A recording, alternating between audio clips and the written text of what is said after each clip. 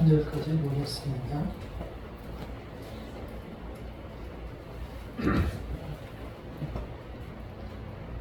함께 읽겠습니다. 데살로니가서 5장 12절에서 23절까지 시작. 형제들아, 우리가 너희에게 오건 너희 가운데서 수고하고 주 안에서 너희를 다스리며 원하는 자들을 너희가 알고 그들의 역사로 말미암아 사랑 안에서 가장 귀하게 여기며 너희끼리 화목하라. 또 형제들아, 너희를 권면하노니 게으른 자들을 권계하며 마음이 약한 자들을 격려하고 힘이 없는 자들을 들어주며 모든 사람에게 오래 참으라. 상가 누가 누구에게든지 악으로 악을 갚게 하지 말고 서로 대하든지 모든 사람을 대하든지 항상 선을 따르라. 항상 기뻐하라. 쉬지 말고 기도하라. 범사에 감사하라. 이것이 그리스도 예수 안에서 너희를 향하신 하나님의 뜻이니라.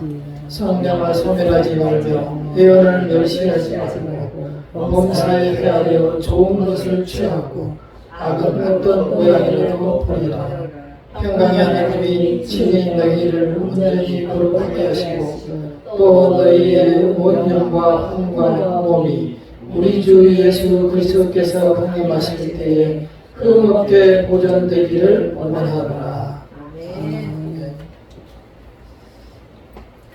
오늘 말씀을 읽었습니다. 읽는 중에 우리 눈에 가장 뜨이는 말씀이 어느 부분입니까?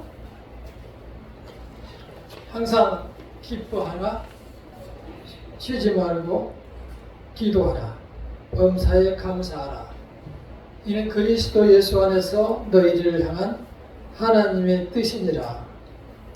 많이 들었고 또한 우리가 때로 액자에 써서 걸어놓기도 합니다. 그래서 이 말씀이 은혜가 되어 살아보려고 노력하지만 정말 사는 것은 또한 쉽지 않았습니다. 많은 시간이 지났지만 아직도 여전히 갈 길이 먼 것 같은 느낌이 들기도 합니다. 우리가 이 말씀에 번번이 실패하는 것은 무슨 일인지 생각해 보도록 하겠습니다. 또한 우리가 이 말씀 앞에 있는 말씀과 이 말씀 뒤에 있는 부분들을 함께 묵상하시기를 바랍니다. 이 말씀 바로 앞에는 성도들 간에 그리스도 사랑 안에서 서로 사랑하며 서로 화목하라. 그리고 게으른 자를 설득해서 일하게 하고 심령이 연약한 자를 붙들어주고 믿음을 심어주라고 말씀하고 있습니다. 그리고 이 말씀 뒤에는 성령을 소멸치 말라. 예언을 멸시하지 말고 범사에 좋은 것만을 취하고 악은 어떤 모양이라도 버리라 라고 부탁하고 있습니다. 지금 말씀드린 이 삶들이 우리 그리스도인들이 이 세상에서 마음에 두고 살아가야 할 삶의 지표들입니다. 가장 모범적인 삶이라고 볼 수가 있겠습니다. 그래서 성경에서는 이 모습을 거룩한 모습이다. 그래서 이 모습으로 살아갈 때 이제 하나님께서 다시 오실 때에 거룩한 모습으로 보존되기를 원한다고 하면서 원고의 말씀을 주셨습니다. 오늘은 이 16절과 18절 말씀을 중심으로 은혜를 함께 나누어 보도록 하겠습니다. 먼저 항상 기뻐하라. 쉬지 말고 기도하라. 범사에 감사하라. 이 말씀을 듣고도 우리가 접근하기 어려운 이유를 생각해 봅니다. 기뻐하라 하면은 우리는 그렇게 대답합니다. 기뻐할 수 있는 일이 있어야 기뻐하죠. 감사하라 하면은 감사할 일이 있어야 감사하죠. 이렇게 말합니다. 그게 맞는 말입니다. 기뻐하고 감사하는 일은 어떤 일에 대한 내 마음의 반응이기 때문에 내 마음이 어떤 일에 대해서 기쁜 일이 아니고 감사할 일이 되지 않으면 반응하지 않는 것이 우리의 심령입니다. 우리는 그러한 우리의 심령을 깊이 볼 수 있어야 합니다. 내 자신이 어떠한 일에 어떻게 반응하는지 우리가 새겨보아야 할 것입니다. 우리가 흔히 얘기합니다. 늘 기도했던 사업이 잘 됐을 때 하나님께서 잘 들어주셨구나. 또는 어떠한 일을 기도하면서 자식이 좋은 대학에 합격했을 때, 큰 좋은 회사에 들어갔을 때 하나님이 도와주셨다. 승진을 했을 때 하나님께서 합격해 도와주셨다. 또한 아픈 육신이 치료됐을 때 하나님의 은혜다. 이렇게만 판단하고 모든 일들을 여기에 맞춰서 우리가 해석하는 것이 우리의 삶입니다. 또한 이것들이 모든 우리의 기도 제목이기도 한 것이 사실입니다. 그래서 우리의 모든 삶이 온통 우리 육신적인 삶 위에 목적과 모든 목표를 두고 하루하루를 맞춰서 살아갑니다. 그래서 이러한 것들이 깨지면 하나님도 없고 신앙도 없고 마구잡이로 살아가게 되는 것입니다. 우리는 이러한 일들에 대해서도 왜 이러한 문제가 생기는지 생각해야 할 것입니다. 몸이 아프면 그 병을 하나님이 준 것인가, 내가 위생관리를 잘못해서 생긴 병인가를 생각해야 합니다. 내가 되게 위생관리를 못해서 이 더울 때에 에어컨을 틀어놓고 자게 되면 반드시 그 다음날 감기에 걸리게 되어 있습니다. 몸의 체온이 떨어지고 적응을 못하게 되는 거죠. 자기가 잘못해놓고 하나님한테 고쳐달라고 하고 고쳐주지 않으면 하나님이 없다, 이렇게 생각하는 것이죠. 자기 마음대로 생각합니다. 그러나 때로 성도에게는 그러한 관리에도 불구하고 어려운 문제들이 발생하고 치료하기 힘든 병들이 내 몸에 들어오기도 합니다. 우리는 그런 때에도 생각해야 합니다.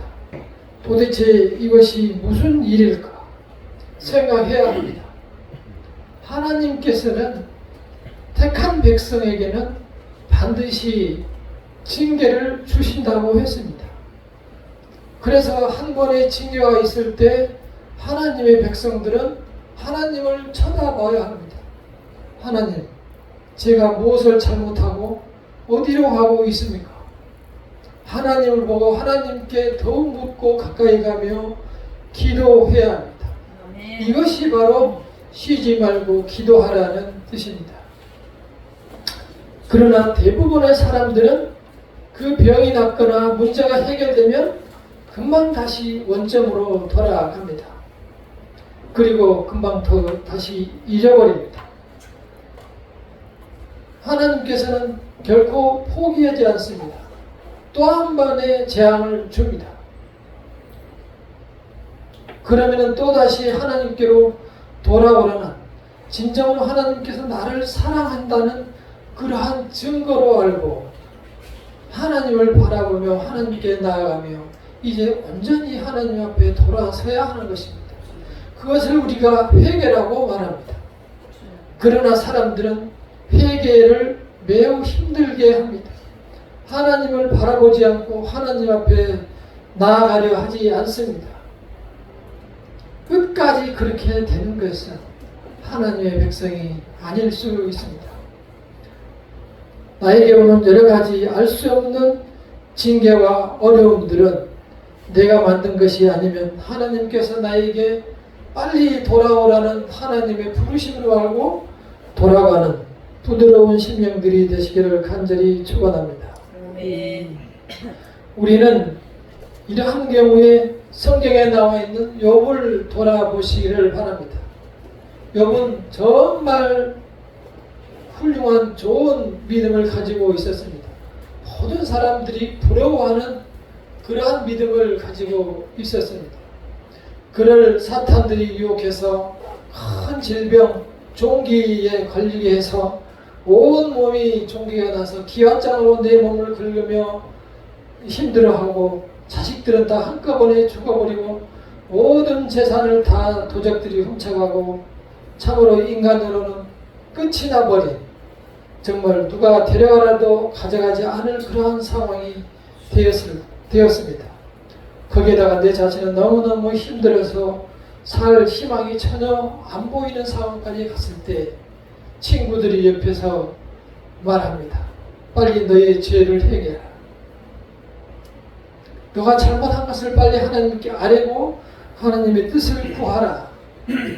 그리고 옆에 살던 부인은 이제 하나님께 기도하고 하나님을 저주하고 떠나라. 이렇게 말하고 자기 자신도 떠나버립니다. 그야말로 욥이 아무리 사변을 쳐다봐도 희망이 없고 인간으로서는 도움이 전혀 없고 내 자신도 아무런 살아날 희망이 없을 때 그는 이러한 자기의 신앙을 고백합니다. 욥기 23장 10절에서 이렇게 말합니다. 그러나 내가 가는 길을 그가 아시나니 그가 나를 단련하신 후에는 내가 순금같이 되어 나오리라. 그 어려운 상황에서 희망이 전혀 보이지 않을 때 그는 하나님 앞에 나의 신앙을 고백합니다. 그리고 자기는 잘못이 하나도 없다고 지금까지 생각하고 죄가 없다고 생각하며 살아왔는데 그 죄는 없었을지 모르지만 하나님께서 이 세상을 주관하고 계심을 그때 깨닫게 됩니다. 그래서 모든 세상이 하나님의 주관하에 있으며 이 세상이 공중 우주에 떠 있음을 성경에서 최초로 욥은 말하고 있습니다. 놀라운 하나님을 발견하고 있는 것이죠. 우리 인생은 욥의 신앙과 달리 몹시 모진 데가 많습니다. 아주 심성이 사납고 모진 것이 우리의 인생입니다. 그래서 쉽게 하나님께 굴복하지 않습니다. 우리는 그러한 우리의 주변의 상황을 우리는 잘 눈여겨봐야 할 것입니다. 예수께서 수많은 기적을 행하고 심지어는 죽은 사람까지 살리는 기적을 옆에서 본 제자들이 마지막 예수께서 잡혀가셨을 때 전부 도망갔습니다. 수제자 베드로는 예수님에 대해서 3번 부인하고 저주하며 부인했습니다. 그것뿐만이 아닙니다. 우리의 인간을 한 번 더 보시기를 바랍니다. 솔로몬 같은 경우도 처음에는 아버지를 따라서 정말 하나님을 위하여 멋진 성전을 지었습니다. 그리고 하나님께 간절히 기도합니다. 우리의 백성들이 언제 어디에 있든지 이 성전을 향하여 기도할 때, 모든 질병이 걸렸을 때, 재난을 당했을 때 하나님께 기도할 때 들어주십시오 하면서 성전을 지어놓고 하나님께 간절한 기도를 했습니다. 그러나 하나님께서 큰 축복을 해주고 이제 이스라엘 역사상 가장 넓은 영토를 통치하게 되었을 때에 하나님께서 하지 말라는 그 여자들을 후궁을 700명이나 두고 또 합해서 하여튼 1000명이 되는 여자들을 거느렸는데 그 여자들이 오면서 전부 자기들이 믿는 미신을 가지고 왔습니다. 그런데 이제 그 미신들에게 전부 신당을 그 미신을 섬길 수 있는 신당을 다 건축을 다 해줬어요.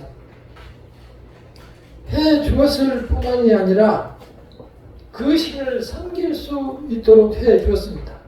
가장 대표적인 경우를 보면 에스겔서 23장 39절을 제가 한번 읽어드리도록 하겠습니다. 에스겔서 29장 23장 39절을 보면은 그들이 자녀를 죽여 그 우상에게 드린 그날에 내 성소에 들어와서 더럽혔을 때 그들이 내 성전 가운데에서 그렇게 행하였으며, 그러니까 그 몰렉신에게 내 자신을 태워서, 내 자식을 태워서 제사를 드리고 그 예배를 드리고 오후에는 또 하나님의 전에 나와가지고 예배를 드린다고 나온 거예요. 이게 지금 그 말씀입니다. 얼마나 사람이 잔인한가를 우리는 볼 수 있습니다. 하나님께서 보고 계시는데 하나님께서 맹세한 내가 다시 하나님 앞에서 미신을 섬길 뿐만이 아니라 미신 앞에 나의 자식을 드리고 그 다음에 그 자리에서 다시 하나님께 예배를 드린다고 그러고 있어요. 10계명 제1계명이 뭡니까? 나 외에 다른 신을 섬기지 말라. 그래서 하나님께서 맨 먼저 나 외에 다른 신을 섬기지 말라고 한 거예요. 그러나 사람들은 하나님의 말씀을 듣지 않았습니다. 하나님께서는 그러한 정말 약속을 지키고 배신하고 하나님을 거역하면은 결코 가만히 두지 않습니다.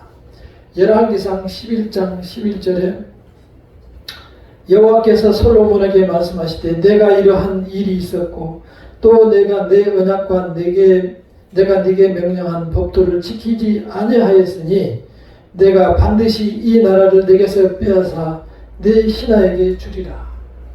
역사상 가장 큰 이스라엘 나라 12민족이 이룬 가장 큰 나라에서 10개의 민족을 떼어서 북이스라엘로 나눠서 줘버립니다. 주는 게 아니고 자기 신하에게 여로보암에게 빼앗긴 거죠.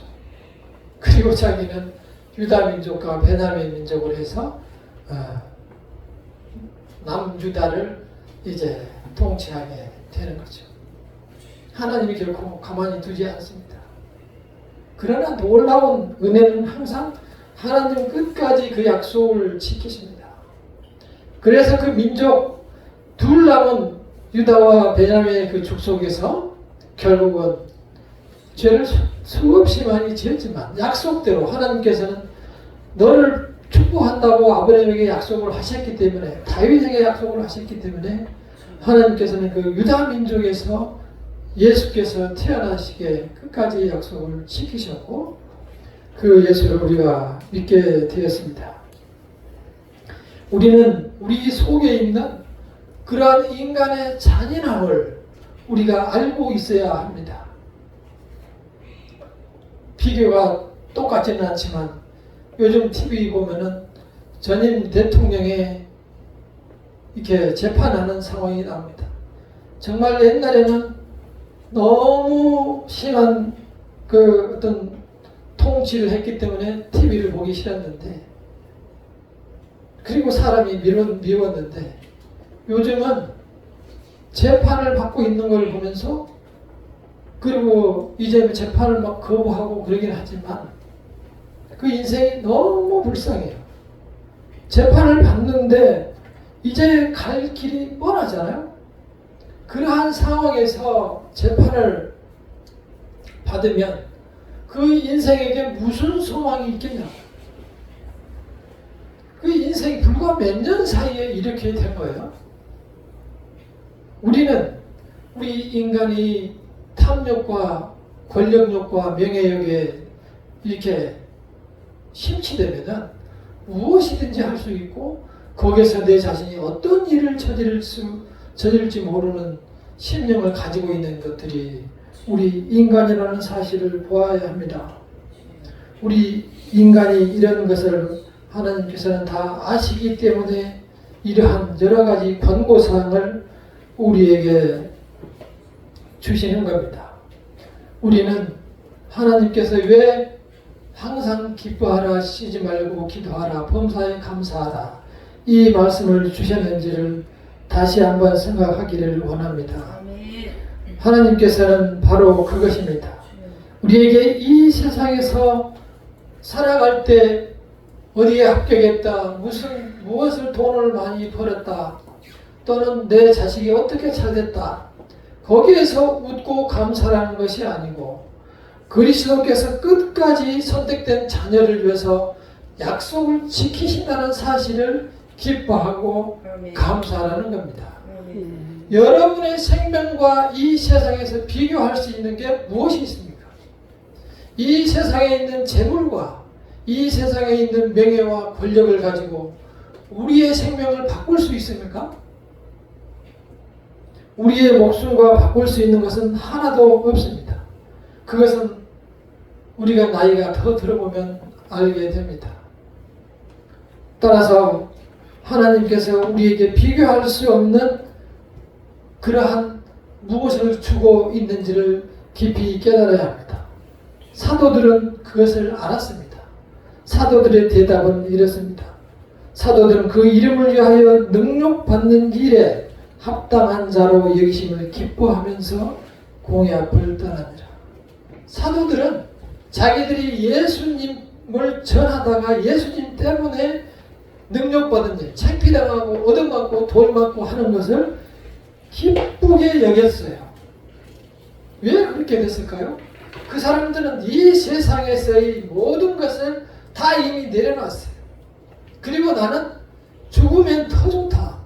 빨리 죽어야 내가 천국에 가고 더 큰 영광을 누릴 수 있다는 생각을 했기 때문에 자기들 입으로 이러한 말을 하는 거예요. 그 이름을 위하여, 예수의 이름을 위하여 능력받는 일에, 욕을 당하는 일에 합당한 자로 여기심을 기뻐하면서, 이러한 믿음을 우리는 바라보고 나아갈 수 있는 성도들이 되시기를 간절히 축원합니다. 사도들의 기쁨은 이 세상에 있지 않는 것이었습니다. 우리가 하나님의 말씀을 그렇게 믿고 하나님을 나의 구주로 모시고 따라갈 때 하나님께서 부수적으로 우리에게 주시는 것들이 이 세상의 재물과 부와 건강과 축복인 것입니다. 그런 것들을 하나님이 주시는 대로 누리는 것이 이 세상에 우리가 바라고 원하는 그러한 것들이에요. 그래서 우리가 알 수 없는, 정말 남들도 알 수 없고 모든 사람이 알 수 없는 나만이 가지고 있는 축복의 비밀을 가지고 이 세상을 살아가야 합니다. 세상 사람들은 몰라요. 왜 많은 사람들이 저렇게 주일이면 다 제껴놓고 교회를 가는지, 만사를 제껴놓고 말씀을 들으러 가는지, 시간을 내는지 사람들은 몰라요. 사람들은 오로지 지금 내가 기쁘고 즐거우면 되고 때가 되면 죽으면 끝이지, 이렇게 생각하고 이 세상을 살아갑니다. 그 사고가 확고합니다. 우리는 그것과 정반대로 확고합니다. 정반대로 이 세상에서 죽으면 다시 우리가 이 세상에서 받은 고난보다 훨씬 비교할 수 없는 영광을 누린다는 사실을 확고하게 가지고 있어야 합니다. 사도 바울은 그 사실을 이렇게 말씀합니다. 로마서 8장 18절에 생각한데 현재의 고난은 장차 우리에게 나타날 영광과 좋게 비교할 수 없도다. 현재의 고난은 장차 우리에게 나타날 영광과 좋게 비교할 수 없도다. 이것이 똑같은 우리 성도들의 고백이 되어야 합니다.